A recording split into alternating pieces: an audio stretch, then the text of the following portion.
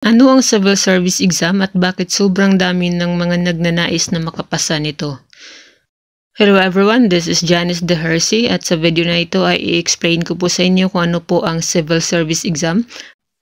Ang civil service exam po ay isang exam na ginagawa twice a year or minsan 3 times a year at kadalasan ay sa buwan ng March at August. So ito po ay pagsusulit para po doon sa mga nagnanais na magtrabaho sa government. So kapag naipasa mo ang civil service exam, ikaw ay magkakaroon ng Civil Service Certificate of Eligibility. At if you notice that most of the government hirings have the qualification of the Civil Service Eligibility. So, ito po ang Civil Service Commission po, ito po ang kanilang official website, www.csc.gov.ph. Sila po ang nagkakandak ng civil service exam. Sila din po yung yung government agency natin na responsible for all the government employees. So if we visit the website of the Civil Service Commission, diyan niyo po makikita lahat ng announcement regarding the incoming civil service examination schedule. So, ngayon pong March 2024 and August 2024 ay mayroon pong civil service exam.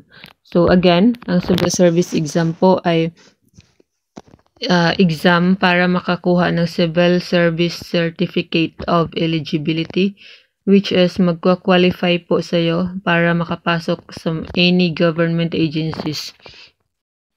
So, kung ikaw ay nagnanais na makapagtrabaho sa gobyerno, dapat po ay mag-exam ka muna at maipasa mo muna yung civil service exam. At po talaga nang gusto nyong malaman regarding civil service exam ay nasa YouTube channel na po natin. So, meron kasing dalawang klase ng examination yung civil service exam.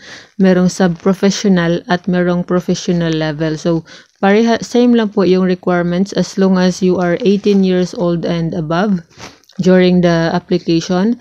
And you are a Filipino citizen. So, dati po, few years ago, yung professional level ay para lamang po sa mga college graduate.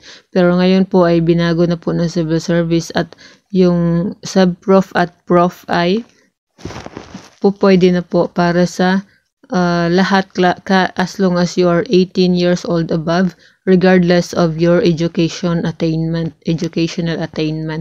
So, kahit na high school grad lang po kayo, pwede po kayong mag-exam ng civil service exam. So, please follow subscribe to our YouTube channel dahil sobrang dami niyo pong matutunan. And ginawa ko talaga itong mga videos na to for the purpose of helping everyone, lalo na po dun sa mga naguguluhan kung ano yung civil service exam. So, meron po tayong video saan mag-apply or mag-file ng civil service exam, complete requirements sa pag-apply for the civil service exam, paano mag-download ng application form. So, halos lahat nandun na po, yung lahat ng details. At syempre, paano mag-fill up ng application form. Tapos, paano mag-online appointment? Meron na rin po tayo niyan. Nag-upload din po tayo ng mga tutorial videos regarding numerical reasoning. Dahil ang numerical reasoning ay isa po sa mga scope ng examination. So, tapos meron din po tayo saan makakahanap ng mga government hirings para sa mga civil service passer. Requirements sa pag-claim ng CSC Certificate of Eligibility. So, ayan, halos lahat na po, nandun na po. Please, just search our YouTube channel kung nasa Facebook kayo, or pwede din po nasa Facebook na po kayo mag-follow. So, ayan. Meron din po tayo ditong frequently asked questions sa civil service exam. Sobrang dami nyo pong matutunan. Meron din po tayo ditong anong civil service exam ang applyan ko, sub-prof or prof level. So, ayan.